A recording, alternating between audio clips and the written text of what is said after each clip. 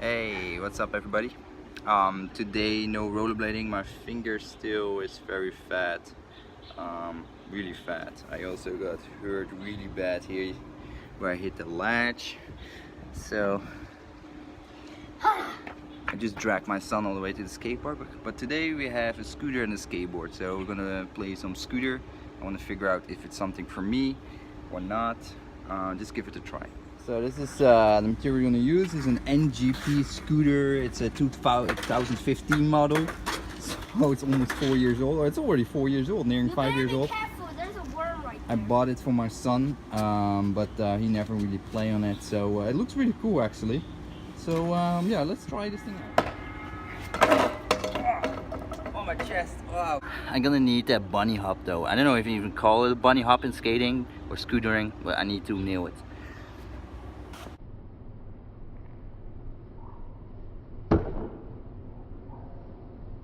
Wow.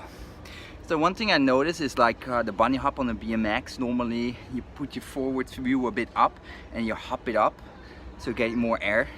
With a scooter, I feel like even if you try that, there's no shock absorption from the wheels like on the BMX, because the wheels are quite hard like rollerblading wheels. So all the shock directly absorbs in your wrist.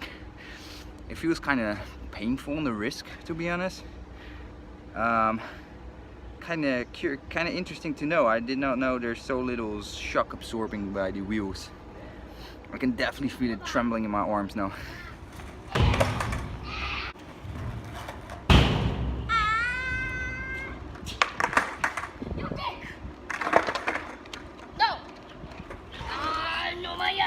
Go play scooter. Of course, we do some old school skateboarding. I push Mongo and I don't care what other people think about it. Been pushing Mongo for the longest time that I can remember. And, yeah, let's try it out. I have the wrong shoes on though. These are not meant for skateboarding whatsoever.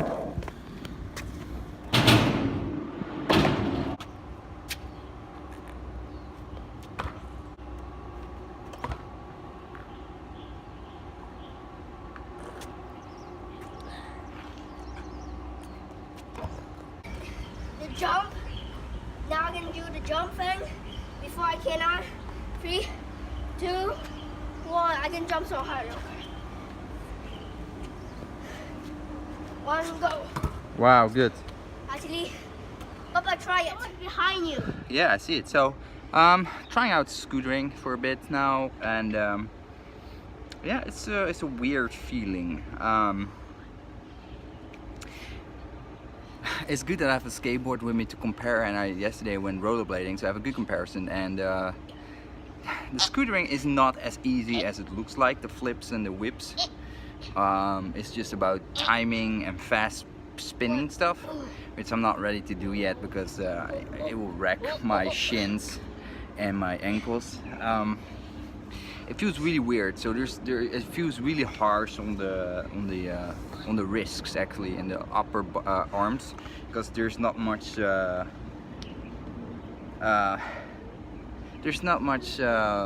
damping of the impact. So you feel almost everything through the front wheel and the front fork. It's really weird. And then I went back to skateboarding and it was like, yeah, damn, this is much slower than rollerblading. It just maybe the ABAC layers that I have. It's an older skateboard, maybe the layers a bit, the bearings are a bit rusted, I'm not sure, but it feels way slower and it's very stable. It's just, I don't know, man. Skateboarding is a lot of fun, but it's not for me anymore. Rollerblading has the speed, the flow, the fluency, and you're constantly rolling. And that feeling is like, it's a little bit like floating a little bit the whole time. With scooter and skateboard, you're constantly stepping, so it's like roll, step, and you can feel that in the flow. It negatively impacts the flow a bit. Yeah, definitely not gonna give up rollerblading for scootering and skateboarding. It's good sometimes to put it back into perspective and play with some other sports in the skate park, so you have a bit of a feeling and understanding for what those guys and girls are doing on those things, and that it's not that easy, although it looks easy. Still takes a lot of practice and courage. So yeah, I mean, scootering, I just keep it on the side and do it from time to time. It's quite fun. I have to admit that it's quite fun. But I think if I practice a few months, I can do some nice airs. And I think on the scooter, I would be more interested in doing airs on the banks and stuff like that. Grinding, I just did a step up on the latch, and it feels really funky. It's super fast because it's metal on the underside of the deck, so you slide super fast. And you slide it like a skateboard, so you have to position your feet on the deck, but it's not much space because in the back you also have your brake system, so that's in a way a bit for my feet. And then you have the whole handlebar situation, so it feels really cramped on the scooter.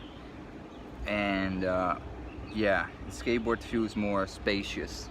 But then again, I think for grinds on ledges with scooter, it's actually a bit harder than with skateboard. Not because the trick is harder, but you have that handlebar next to you, and if you fall, you, like with that bill that I had earlier, you will fall directly on your handlebars. Look up. Hey, and I had that in the past with BMXing a few times, where I did some latch grinds, and I fell from, let's say, 30 around 1 meter height directly my bars with my chest, and it hurt so bad, I can tell you. Jeez, that's so bad. See me rolling. It's weird. Scootering is weird. It's definitely not closer to BMX. It's definitely closer to skateboarding in my opinion. So one difference I see is the scooter and skateboard. You can see how much real estate for your feet you have. Skateboard is way easier to position yourself than on scooter. It feels so cramped. It's quite. To conclude things, riding scooter isn't really for me. It's just so tiny and cramped. It doesn't feel very great. I rather way rather choose BMXing again over a scooter. It's way better. A nice proper street BMX with brakes, 25 or 23 millimeter sprocket, 2 packs on the right side, slam bars, etc. is way more convenient to ride and have fun with than scooter, in my opinion. Plus the lack of shock absorption is crazy on those scooters. I cannot imagine that it's really good for any of your upper body taking all the shocks like that. What's the matter?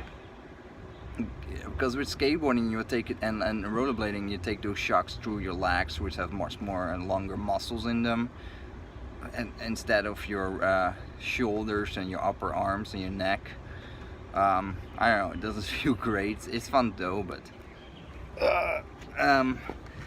yeah, it was fun to try it out a bit more than I ever done before in a skate park. Is it for me? Probably not. I'm just gonna stay with rollerblading.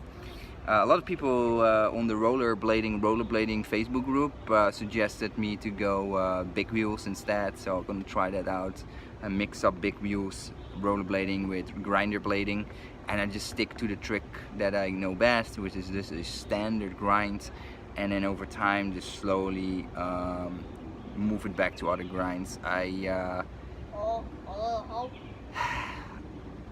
It is what it is. I mean, I just don't want to give up any of the skating, and I don't want to be restless and try all different sports and then come to the conclusion that none of them really are for me and then just stop altogether. So I just stay with rollerblading, and yeah, the coming few weeks I will rollerblade on a daily basis, but I will just do park skating instead of doing grinds for a bit, because I need to really rest up that finger because it's very thick. You good? Yeah. And it's very thick, and when I do grinds I always fall anyway, so I need to avoid that.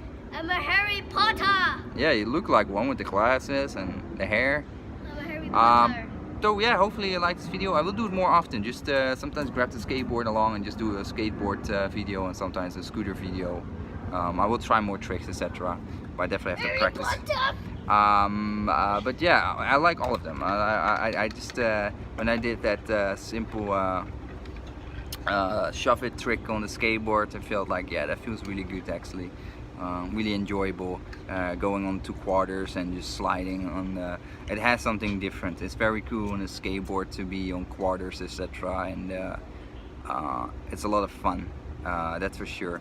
So maybe I mix it up more with skateboarding and then just do the mini ramp on the skateboard, because that is always a lot of fun, to be honest, on the skateboard.